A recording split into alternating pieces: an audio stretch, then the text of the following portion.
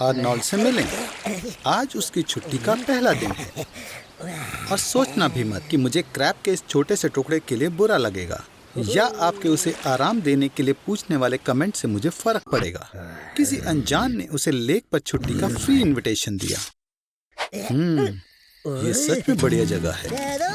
काफी सस्पिशियसली मिलती जुलती है। होली क्रैपोली, ये जेसन वोरहीज है। जेसन 7 फुट का लंबा, लड़ाई की खतरनाक भूख रखने वाला पागल आदमी है। भागने और छुपने की कोशिश करना बेकार है। उसके पास अपने शिकार के पीछे अचानक से प्रकट होने की खास शक्ति है। बचने का बढ़िया तरीका है हमला करना। उसके लिए जाल बिछाओ। बिजली में अटकने के बाद जेसन की खतरे से बचने की प्रतिरोधक क्षमता बढ़ गई थी, लेकिन उसके पास आरी के अलावा कुछ नहीं। गुड लॉर्ड, तुम हैंड ग्रेनेड वाले बंदर जैसे हो। मैं तुम पर किसी चीज में विश्वास नहीं कर सकता। क्या ट्विस्ट है? जेसन तुम्हें अपने अलावा किसी और मुमकिन तरीके से मरने नहीं देगा। तुम इतने खुश क्यों लग रहे हो? वोरहीज हमेशा दोबारा शुरू करता है, तो तुम्हें जल्दी से प्लान बी लाना होगा। अगर उसे नष्ट नहीं किया जा सकता तो तुम्हें उसकी चलने की शक्ति को कम करना होगा। तुम उसकी टांगों पर कंक्रीट डाल सकते हो और फिर वो तुम्हारे पीछे नहीं आ पाएगा। वैसे वहाँ एक परेशानी है, कंक्रीट को सख्त होने में बहुत घंटे लगेंगे। तुम्हें बस जेसन को देखना है और जब जब वो ठीक होना शुरू होगा तब उस समय उसके लिम्स को नुकसान पहुँचाना होगा। अब तुम हमेशा के लिए साथ हो। घुटनों पर निशाना लगाओ आर्नोल्ड। नुकसान बहुत ज्यादा होगा और ठीक होने में समय लगेगा। मुझे समझ नहीं आ रहा कि क्या हो रहा है। आर्नोल्ड, मैं तुम्हारा बाप हूँ। वो आ गई। वाओ, तुमने उसके तुम्हारे साथ यहाँ डेट पर आने के लिए क्या कहा? ओह, इतने सारे ज़ॉम्बीज़ यहाँ कैसे आ गए? आर्नोल्ड, लगता है सूजी मुसीबत में है। एक एवरेज ज़ॉम्बी की स्किन हरी होती है और उसमें से गंदी महक आती है। पहली बार में ऐसा लग सकता है कि ये एक आम गेमर है जिसने 3 दिनों से कुछ नहीं खाया है, पर नहीं, ज़ॉम्बीज़ अलग खाना खाते हैं। ज्यादातर ये प्यारे प्राणी इंसानों का दिमाग खाते हैं। आर्नोल्ड, तुम क्या करने वाले हो? वाह, इसे कहते हैं एक गन। ये कौन है? वाह, ये नहीं हो सकता। ये चक नॉरिस है और उसके पास बहुत सारे हथियार हैं। अब तो ये सब गए। याइक्स, ये मेरे लिए भी बहुत खतरनाक है, पर बहुत बढ़िया है। ब्लाइमी, यहाँ कितने सारे ज़ॉम्बीज़ हैं। लगता है बस ये पहलवान ही बचा है। तुम इसे पंच कहते हो। इसे कहते हैं पंच। लगता है ज़ॉम्बी अटैक से तुम्हारी डेट कैंसिल हो गई है। आर्नोल्ड, सूजी को मत भूलना। क्रिकी, क्या वो अमर है? चक, गाड़ी चालू करो। हाँ, ये सही था। ओह नहीं, देखो आर्नी, तुम्हारे और सूजी में कुछ कॉमन है। बिल्कुल तुम्हारी तरह उसकी उंगलियां भी कट गई। लगता है वो बीमार हो रही है। जल्दी कुछ करो, हमें उसको बचाना होगा। तो ये आदमी हमें बचा सकता है। ये आखिर है कौन? ग्रिगोरी रेस्पुटिन, 20वीं सदी का सबसे रहस्यमय इंसान। उसके पास हिप्नोटिक एबिलिटीज हैं और घाव भरने वाली शक्तियां भी। कितनी अजीब जगह है। उस कैफे से भी अजीब जहां तुमने सूजी को बुलाया था। आर्नोल्ड, हम यहाँ क्या कर रहे हैं? हम कहाँ जा रहे हैं? लगता है यही डेंटिस्ट का ऑफिस है। 100% डरावना। हे, इससे पहले कि देर हो जाए, क्या हम रुक सकते हैं? यहाँ सब कुछ रशियन ट्रेडिशंस के हिसाब से बहुत बढ़िया है। वोडका, बालालाइका, बियर्स और सुबह तक नाचना। और ये आदमी है जो हमें चाहिए था, ग्रिगोरी रेस्पुटिन। ये रहा वो पहलवान। लगता है हमारे लीडर ने 80 प्रूफ पोशन पी लिया है। तुम्हें उसकी चिंता करने की जरूरत नहीं है। सभी लोग नई वैक्सीन के बारे में बातें कर रहे हैं। कई लोगों ने उसे खुद पर लगा भी लिया है, पर लगता है इसका साइड इफेक्ट हो गया और लोग ज़ॉम्बीज़ बनने लगे। ये रेस्पुटिन लड़का तो एक नेक्रोमैंसर निकला। उसने सिचुएशन का फायदा उठाया और एक वैक्सीन बना दी जो वायरस को खत्म कर दे, पर इस जिंदा लोगों को ज़ॉम्बीज़ बना देता है। चक भी हैरान हो गया। चक, तुम्हारी बारी। हे भगवान, वो ये कैसे करता है? वो वॉकर टेक्सास रेंजर से भी बढ़िया है। तो वैन डैम ने इससे लड़ना सीखा था। ओ, तो वो आ गया। इस पहलवान को हराना आसान नहीं होगा। आर्नी, अब बस तुम ही बचे हो। याद रखो जो सब मैंने सिखाया था, और सबसे जरूरी कि कोई दुश्मन नहीं। आर्नोल्ड, क्या तुम? मुझे पता था। Good bye Arnold. आर्नोल्ड, तुम जिंदा हो। मैं बहुत खुश हूँ। पर रुको, वो तुम्हारे गले पर क्या है? नहीं, तुम मजाक कर रहे हो। असल में तुम पहले इंसान हो जिसे वैम्पायर और वेयरवुल्फ दोनों ने एक ही समय पर काटा है। मैं तो ये सोच रहा था कि तुम आखिर दिखोगे कैसे। जब तक तुम ये जानने की कोशिश कर रहे हो, मैं तुम्हें एक दिलचस्प फैक्ट बताता हूँ। 1999 में 907 लोगों ने अपने नाम से इंश्योरेंस करवाए थे कि कहीं वो भी पूर्णिमा की रात को वेयरवुल्फ ना बन जाएं। आर्नोल्ड, इस तरह दिखोगे तो बहुत जल्दी पकड़े जाओगे। तुम्हें एक सिंपल सा भेष बनाना होगा। इसके अलावा मेडिवल समय में लाल बाल वाले लोगों को वैम्पायर समझा जाता था। ओह, फ्रैंकी ने पहले ही तुम्हें अपनी फ्रेंड लिस्ट में ऐड कर लिया है। ये अच्छा है। उसने कुछ ऐसे वैसे बकवास लोगों को इकट्ठा किया है, बिल्कुल तुम्हारी तरह। वैम्पायर्स और वेयरवुल्फ की पुरानी दुश्मनी के बारे में सभी जानते हैं, पर मैंने ऐसा कभी नहीं सोचा था कि मुझे ऐसा कुछ एक ही बॉडी में दिखेगा। ओह, तो अब तुम्हें भूख लग रही है और अब तुम्हें 2 लोगों का खाना चाहिए। जाओ अपने शिकार की तलाश करो, एक बढ़िया शिकार। बॉन एपेटीट आर्नी। रुको आर्नोल्ड, तुम कहाँ हो? तुम्हें क्या लगा था तुम नेचर कॉल के खिलाफ नहीं जा सकते? बस अपने डॉग की गंदगी को साफ करने के बारे में याद रखना। ब्लड सकर बनने का तरीका। अपने तरीकों के साथ आर्नोल्ड, तुम्हें वेगन बनने के बारे में सोचना होगा। ओह, मैं तुम्हें बताना भूल गया, एक डबल क्रिएचर का शिकार भी 2 बार होता है। अब तुम्हें अपनी लड़ाइयाँ छोड़नी होंगी, क्योंकि अब तुम्हारा दुश्मन भी एक ही है। यहाँ कोई प्रेयर मदद नहीं करेगी दोस्त। और बिल्कुल, अब तुम्हें लहसुन से भी खतरा है। बेवकूफ कहीं के, तुम शिकार के पहले विक्टिम नहीं हो। 16वीं सदी में फ्रेंच पार्लियामेंट ने सभी शेप शिफ्टर्स को खत्म करने के लिए कानून बनाया था, और नतीजे में 1530 से 1630 के बीच में फ्रांस के 30,000 से भी ज्यादा लोग मारे गए, जिन्हें वेयरवुल्फ समझा जाता था। तुम लकी हो आर्नोल्ड। ये ग्रीन पीस के लोग हमेशा चौकन्ने रहते हैं। मेरे पास तुम्हारे लिए एक सरप्राइज है। आज तुम एक एक्सपेरिमेंट का हिस्सा बनोगे। फिक्र मत करो, ये असली प्रोफेशनल्स के जरिए से किया जा रहा है या नहीं। चलो देखते हैं कि पृथ्वी पर रहने वाले डरकर कैसे बर्ताव करते हैं। क्या ये डॉर्स सच में डरावने हैं? मैंने डर से सुसु कर दिया था। वैसे जूस मत पियो। उसने डॉर्स में 10,000 घंटे बिताए हैं। वो डरा हुआ नहीं लगता। और चलो हल्केपन को चालू कर दें, जैसे हमारे आउटर स्पेस में है। तो आर्नोल्ड, तुम स्पेस में गेम खेलने के लिए तैयार हो? अच्छा, या फिर बस उड़कर? अर्थ पर आर्नोल्ड ग्रेविटी तुम्हें नीचे रखती थी, तो कूदना और उड़ना काम नहीं करता था। लेकिन अगर तुम बहुत रफ्तार बढ़ा लो तो तुम अर्थ की ग्रेविटी पर जीत हासिल कर सकते हो। ग्रेविटी की फोर्स और इनर्शिया का फोर्स एक दूसरे को बैलेंस करता है, और तुम अर्थ के चारों ओर बिना ग्रेविटी के भी आराम से उड़ सकते हो।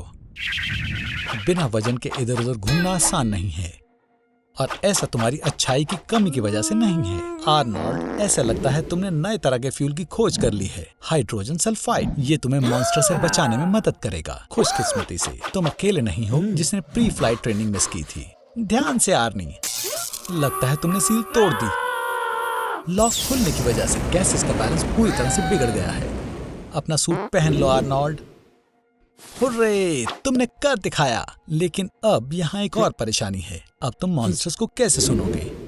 मुझे लगता है तुम सभी मॉन्स्टर्स को खुद ही डरा दोगे। नहीं, तुम बहरे नहीं हो आर्नोल्ड। आवाज बस वैक्यूम में ट्रेवल नहीं कर सकती, आवाज वेव में ट्रेवल करती है। एक वाइब्रेटिंग ऑब्जेक्ट अपनी वाइब्रेशन को दूसरे मॉलिक्यूल्स या पार्टिकल्स तक पहुंचाती है। स्पेस में एयर मॉलिक्यूल्स इतने दूर होते हैं कि वो वाइब्रेशन को ट्रांसमिट नहीं कर पाते, ना हवा ना आवाज। तो यही बेहतर है कि तुम अलमारी में बैठे रहो जब तक वो तुम्हें ढूंढ नहीं लेते। खैर हॉस्टन, एक परेशानी है। क्या ये आखिरी दरवाजा है? मैं सोच रहा हूँ इसके पीछे क्या होगा। आर्नोल्ड रुको, अभी खत्म नहीं हुआ। लगता है आज तुमने कुछ ज्यादा ही खेल लिया आर्नी। अब समझदारी इसी में है कि तुम जाकर सो जाओ। Good night Arnold. पूरा दिन वीडियो गेम्स खेलने के बाद तुम आराम से नहीं सो पाओगे। दिमाग पर इतना ज्यादा बोझ पड़ने के बाद कुछ बहुत बुरा भी हो सकता है, जैसे कि स्लीप पैरालिसिस। रैम स्लीप ऐसी हालत होती है जब आपकी बॉडी हिल डुल नहीं पाती। स्लीप पैरालिसिस में आपका दिमाग तो जाग जाता है पर मसल फ्रीज रहते हैं, तो आप देख और सुन तो सकते हैं पर हिल नहीं सकते।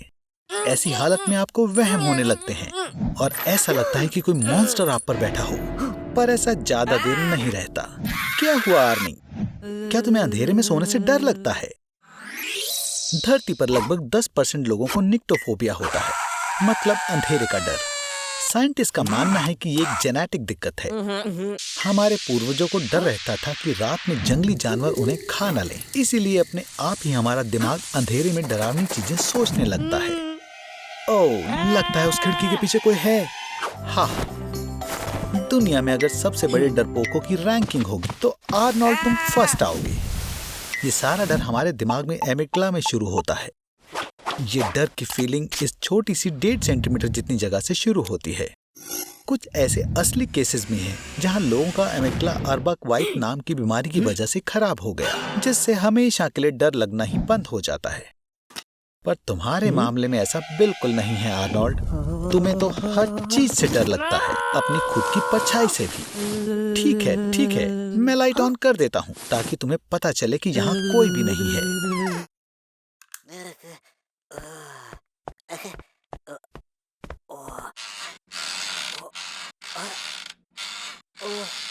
3, 2, 1 रुको।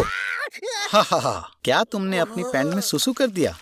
दिल को कॉन्ट्रैक्ट होने में 4 सेकंड लगते हैं और उतना ही रेस्ट करने में। अगर हम एवरेज लोगों की जिंदगी में सारे पॉजेस को जोड़ दें तो ऐसा पता लगेगा कि दिल 20 साल से ज्यादा के लिए रेस्ट करेगा। इसलिए कोई भी 1 नैनो सेकंड के लिए थोड़े से पॉज को नहीं नोटिस करेगा। लेकिन मैंने पहले ही देख लिया कि इसे कैसे ठीक करना है। ध्यान से देखो, दिल 2 मंजिला घर से मिलता जुलता होता है। वहाँ ऊपर 2 कमरे होते हैं जिन्हें राइट और लेफ्ट आर्टरिया कहते हैं, और नीचे वेंट्रिकल। इसके नॉर्मल मोड में आर्टरियम से खून वेंट्रिकल में इतने प्रेशर के साथ पुश होता है कि खून 9 मीटर से ज्यादा शूट होगा, या लगभग 30 फीट। फिर वेंट्रिकल खून को लंग्स या ऑटा में पुश करेगा और जिंदगी वैसे ही साधारण चलती रहेगी। लेकिन अगर वेंट्रिकल कम से कम 7 सेकंड के लिए रुक जाए, जब दिल के बाकी सारे हिस्से काम कर रहे हैं, तब बूम, खून का अमाउंट 2 गुना हो जाएगा और ये टुकड़ों में फट गया। इस बार नहीं आर्नोल्ड, हमें तुम्हारी जरूरत है आर्नोल्ड। सब तुम्हें प्यार करते हैं, है ना लोगों? मैं मजाक कर रहा था, किसी को फर्क नहीं पड़ता।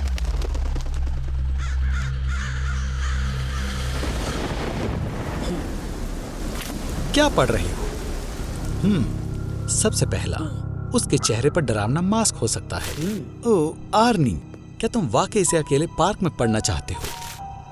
मैनिएक का दूसरा साइन, उसके हाथ में चाकू या और भी हथियार हो सकते हैं। क्या तुम वाकई तीसरा साइन जानना चाहते हो? मैनिएक के पास बहुत बड़ा सिलिकॉन। रुको, ये नहीं है। वो हमेशा बिना किसी वार्निंग के हमला करता है। अपनी जान बचाने के लिए लड़ो आर्नोल्ड। किसी तरह उस मैनिएक का ध्यान भटकाने की कोशिश करो और भाग जाओ। कोई बात नहीं, तुम्हें किसी पब्लिक प्लेस पर दौड़ना चाहिए और लोगों का ध्यान अपनी ओर खींचना चाहिए। कोई जवाब क्यों नहीं दे रहा? साइकोलॉजिस्ट कहते हैं, मदद मांगने की बजाय फायर फायर चिल्लाओ। इस तरह लोग तुम्हें जल्दी से नोटिस करेंगे। पुलिस को बुलाना एक अच्छा आइडिया है। अब तुम्हारी डेथ के 48 घंटे बाद वो जरूर तुम्हें ढूंढना शुरू कर देंगे। मजाक था, उनके आने तक इंतजार करो। और जिम का समय भी खत्म हो गया है। ऐसा लगता है कि तुम बच निकलने में सफल रहे, लेकिन अभी खुशी मनाने में जल्दबाजी ना करो। कुछ मैनिएक महीनों तक अपने शिकार की तलाश करते हैं और पता लगा लेते हैं कि वो आगे कहाँ जाएंगे। वैसे अंधेरी गलियां छुपने के लिए एक बुरी जगह है। ऐसा लगता है कि कुछ भी तुम्हारे काम नहीं आएगा, सिवाय खैर शायद एक चीज काम आए। अपने आप को उस मैनिएक की तरह बना लो। मैनिएक के इरादे अलग अलग हो सकते हैं। कुछ को पावर चाहिए, बाकी अपने भ्रम में ही जीते हैं, और कुछ अपने आप को सोसाइटी के प्योरीफायर मानते हैं। लेकिन बिल्कुल, वो सभी बहुत अकेले और चोट खाए हुए होते हैं। तो अगर आप उस मैनिएक के साथ अच्छा बर्ताव करते हैं तो उम्मीद है कि आप जिंदा रह सकते हैं। हाँ, आपको कुछ बहुत डरावनी चीजों को सहना होगा, और उसके पागल आइडियाज को सुनना होगा। लेकिन किसी दिन ये खत्म हो जाएगा। जरूरी बात यह है, कभी भी अपने असली इमोशंस ना दिखाएं। याद रखें, बचाने के लिए कोई जरूर आएगा। फिर पुलिस को ये समझाना होगा कि वो मैनिएक आपको अपना सबसे अच्छा दोस्त क्यों मानता है। पर यहाँ सब इतना गुस्से में क्यों है? क्या बॉस कह रहे हैं कि तुमने कल क्रिस को मारा, जेमी के डेस्क पर कचरा डाला और मिस वॉलेस के साथ कुछ गलत किया। जाहिर है कि तुम्हें कुछ याद नहीं है, पर तुम्हारे कलीग को कोई फर्क नहीं पड़ता। भागो आर्नी। सब खत्म दोस्त, अपने सच्चे प्यार को अलविदा कह दो।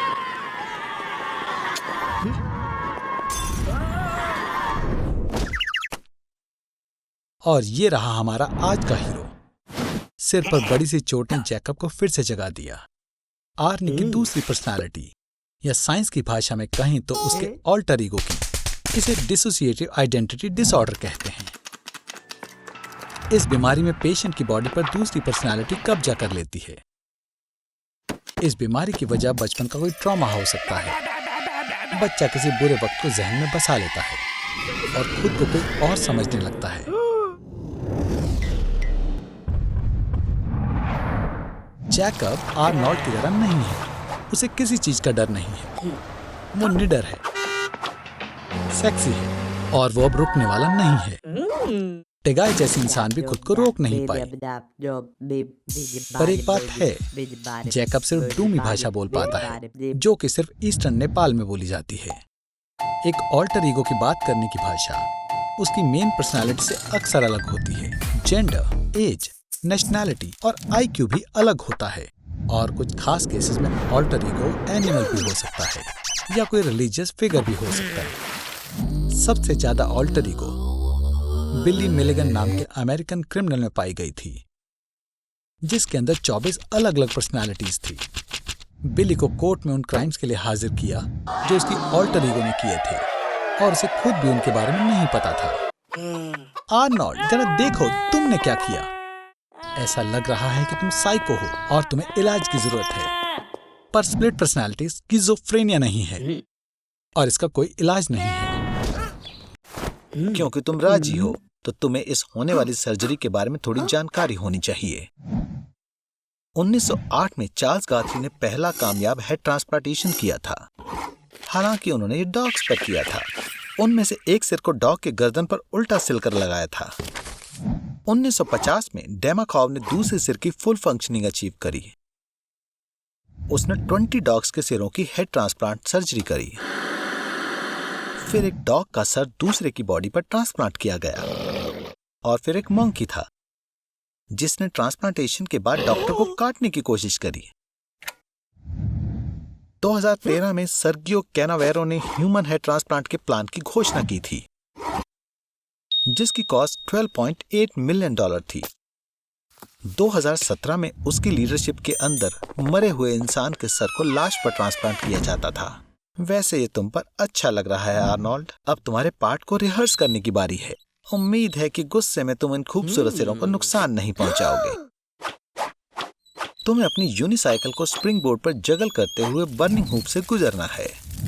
ये लगता है उन्हें तुम्हारी बेवकूफियां पसंद नहीं है आर्नी। तुम्हारी बॉडी को मैनेज करने वाले प्रोफेशनल के साथ उलझने की कोशिश मत करना। तुमसे बस इतना चाहते हैं कि तुम परफॉर्मेंस खराब मत करना। ग्रैंड प्रीमियर, सभी की आंखें तुम पर हैं आर्नोल्ड। आज तुम शो का सबसे जरूरी हिस्सा हो। सब अच्छे से करना दोस्त, तुम बढ़िया कर रहे हो। बस थोड़ा और क्या वहां पर टगाया है? क्या वो तुम्हें देखने आई है? नहीं नहीं, अपना ध्यान मत भटकाना। अभी नहीं आर्नोल्ड। कितना बेवकूफ है। जेंटलमैन बनने की कोशिश में तुमने खुद को और सच्चे भाइयों को शर्मिंदा कर दिया। ये इस सर्कस की अब तक की सबसे बड़ी नाकामयाबी थी। शहर में बवाल मचा हुआ है। दो जायंट्स किंग कॉन्ग और गॉडजिला लड़ रहे हैं। गुड मॉर्निंग आर्नोल्ड, आज के तुम्हारे क्या प्लान्स हैं? शायद से आज का प्लान है मरने से बचना। क्या तुम डर गए आर्नोल्ड? पर क्या हो कि अगर ये बस नकली हो? क्या हो अगर मैं तुम्हें बताऊं कि अर्थ पर ना किंग कॉन्ग और ना ही गॉडजिला जिंदा रह सकता है? ये बहुत सिंपल है। देखो, दुनिया का सबसे लंबा आदमी रॉबर्ट पर्शियन वार्डलो था।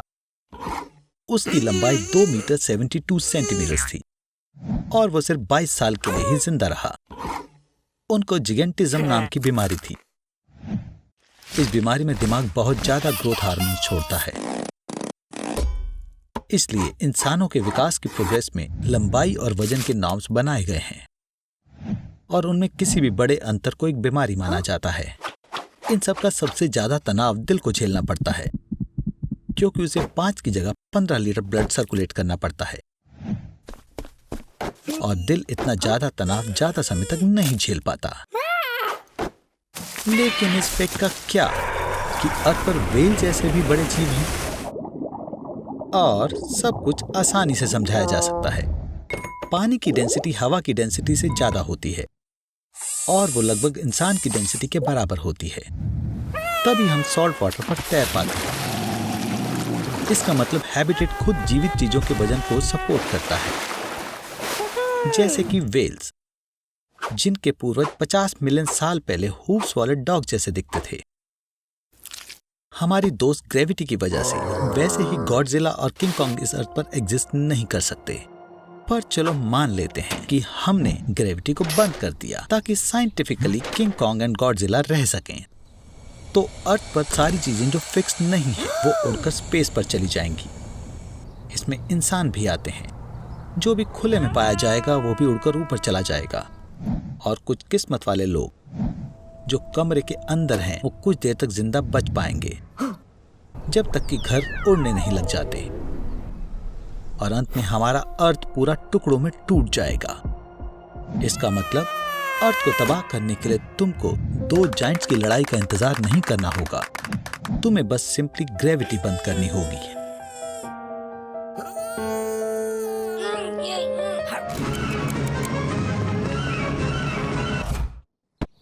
हे भगवान, लगता है हम 13वीं सदी में आ गए और हम यहाँ इंक्विजिशन के वक्त आए हैं। कितनी बढ़िया ट्रिप है। इंक्विजिशन का जरूरी मिशन धर्म के विरोधियों से लड़ना था। हे, आर्नोल्ड ने आखिर किया क्या है? लगता है मुझे समझ आ गया। उन्होंने तुम्हारे फोन को काले जादू का कोई हथियार समझ लिया। इंक्विजिशन में विकास के लिए कोई जगह नहीं थी। जब जियाडानो ब्रूनो ने साबित किया कि धरती सूरज के चारों तरफ घूमती है, तो ये कैथोलिक आइडियाज के बिल्कुल खिलाफ थी। आर्नोल्ड, तुम्हारी किस्मत खराब है। उन दिनों सभी लाल बाल वालों को शैतान समझा जाता था। शांत हो जाओ, पहले वो बस तुमसे सवाल पूछेंगे। बैठो और शांत हो जाओ। यहाँ की चेयर्स लोहे की बनी होती थी ताकि उन्हें गर्म किया जा सके। लोगों के कन्फेशंस अक्सर टॉर्चर करके लिए जाते थे। तुम्हें धर्म का साथ छोड़ना होगा आर्नोल्ड। इंक्विजिशन के वक्त बहुत सारे काफिरों के रिवाजों को काला जादू मान लिया जाता था।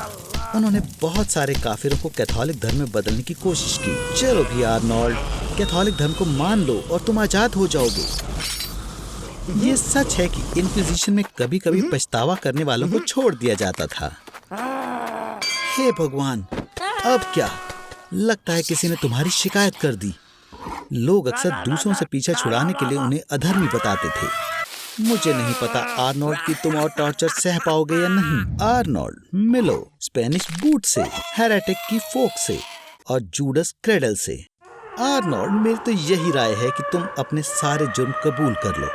ठीक है, ये साइन करके तुम ये मानते हो कि तुम नेक्रोमेंसर, जादूगर और नॉम हो।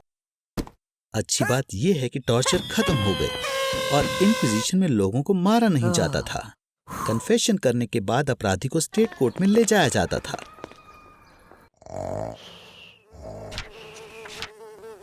शांत हो जाओ आर्नी, कोई तुम्हें जलाएगा नहीं।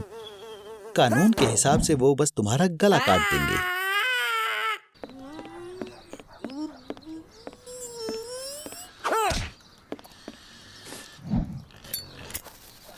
वाओ, लगता है सब तुम्हारे हाथ से आग निकलने की शक्ति से डर रहे हैं। ये ताकतवर जादू लग रहा है।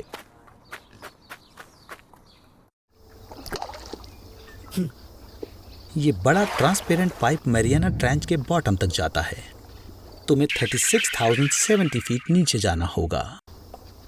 ये लगता ही है कि ये बहुत गहरा है, पर पूरे प्लेनेट को देखें तो मैरियाना ट्रेंच सड़क पर एक गड्ढे जैसा भी नहीं है। एक सील्ड हाई स्पीड एलिवेटर से नीचे जाने में सिर्फ 11 मिनट लगेंगे। तुम कितने मूर्ख हो। अब तुम्हें खुद चलकर नीचे जाना होगा। क्योंकि पाइप हवा से भरा है तो बॉटम पर प्रेशर नॉर्मल से 2 गुना ज्यादा है।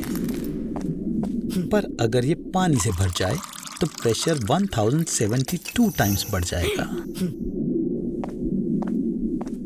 जरा देखो, ठंड, प्रेशर और ऑक्सीजन की कमी ने यहाँ रहने वालों का क्या हाल किया है। जैसे कि ज़ीनोफायोफोरस को यूरेनियम, मर्करी, लेड और दूसरे खतरनाक चीजों से इम्यूनिटी बनानी पड़ती है जो अर्थ पर क्रिएचर्स को खत्म कर देते हैं। इस यूनिसेलुलर ऑर्गेनिज्म को देखो, ये एक एहसास देती है कि मून, जुपिटर या यूरोप में लाइफ कैसी होती है। आर्नोल्ड, क्या तुम्हें पता है कि बॉटम पर कौन तुम्हारा इंतजार कर रहा है? अकेलापन। यहाँ कोई भी जीवित व्यक्ति नहीं है, खोए हुए श्रिम्प को छोड़कर। ये विश्वास करना मुश्किल है, पर मरियाना ट्रेंच की बॉटम से ज्यादा लोगों ने मून पर विजिट किया है। आर्नोल्ड, देखो, वहां बाहर सच में कोई है। मैं सोचता हूं कि वो तुम्हें पे कैसे करेगा। शेल से? वापस जाने में लगभग 24 घंटे लगेंगे। या तुम कुंडी खोल सकते हो।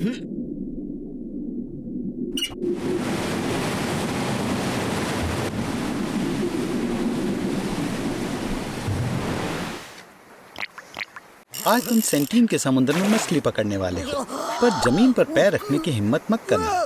आर्नोल्ड, बधाई हो, अब तुम दुनिया के सबसे वाइल्ड और हॉस्टाइल ट्राइब की पकड़ में हो और उन्हें मेहमान इतने पसंद नहीं होते। मुझे डर है वो तुम्हें खा जाएंगे। तुम्हारी त्वचा से वो 8 ड्रम्स बना सकते हैं, तुम्हारी वेन से 5 बोज और तुम्हारी खाली खोपड़ी से एक बड़ा मग और तुम्हारी स्कार्फ चीफ की बॉडी को सजाने वाली है। आर्नोल्ड, तुम कहाँ जा रहे हो? वाह, मुझे नहीं लगता था कि एलियंस होते हैं। ये लोग तुम्हारे शरीर के साथ कुछ बढ़िया करने वाले हैं। तुम्हारे शरीर में 70% पानी, 24% ऑर्गेनिक मैटर और 6% इनऑर्गेनिक सब्सटेंसेस हैं। क्यूकम्बर में बहुत सारा पानी होता है, लगभग 85 to 90%। इसलिए देखा जाए तो तुम एक बहुत इमोशनल क्यूकम्बर हो। बचे हुए 6% इनऑर्गेनिक एलिमेंट से बहुत सारी फायदेमंद चीजें बन सकती हैं। तुम्हारे शरीर में 6 सेंटीमीटर लंबा कील बनाने के लिए काफी सारा आयरन है। तुम्हारे शरीर में हेडफोन्स बनाने के लिए भी जरूरी कॉपर है। और इन सब के बाद भी तुम जिंदा रहते हो। तुम अपने ज्यादातर इंटरनल ऑर्गन्स भी निकाल सकते हो और फिर भी तुम जिंदा रहोगे। एक इंसान का शरीर बहुत नाजुक होता है, पर तुम पेट, स्प्लीन, तुम्हारे लिवर का 70%, तुम्हारी इंटेस्टाइन्स का 80%, एक किडनी, एक लंग और तुम्हारे पेल्विस और इंग्विनल कैविटी में पाए जाने वाले सारे ऑर्गन्स के बिना भी तुम जिंदा रह सकते हो। हाँ बिल्कुल, तुम बहुत मुश्किल से क्यूकम्बर बन पाओगे, पर ये तुम्हें मारेंगे नहीं। और तुम्हारे पास वो मुफ्त के बेकार क्वालिटी वाले हेडफोन्स होंगे, पर ये सब बेकार चीजें हैं। असल में तुम्हारे शरीर के कंपोजिशन में कार्बन, हाइड्रोजन, सोडियम और ऑक्सीजन है और ये केमिकल एलिमेंट डायनामाइट का भी हिस्सा है। ह्यूमन बॉडी की छिपी हुई एक्सप्लोजिव शक्ति 175 ग्राम्स ऑफ TNT के बराबर होती है। असल में तुम्हारे एक्सप्लोजन की शक्ति इसके डायरेक्ट प्रोपोर्शन में होगी कि तुमने अपने जीवन में कितना नमकीन खाना पसंद किया।